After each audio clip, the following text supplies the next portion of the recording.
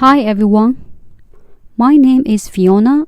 In this video, I will show you PS Thermoform film coating machine running in our customer's factory to producing the EPS underfloor heating panel for insulation. The PS film thickness is 200 UM.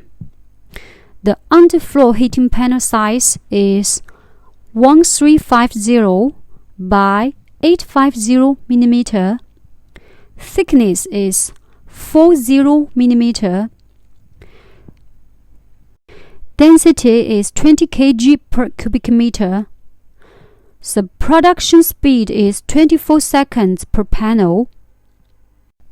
This is a full automatic film coating machine, but it still requires one worker to remove the west edge from two sides by manual.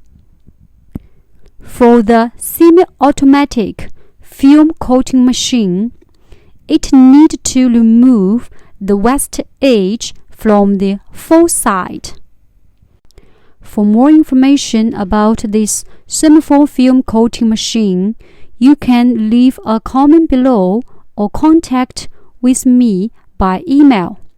If you like our channel, please subscribe. Thank you.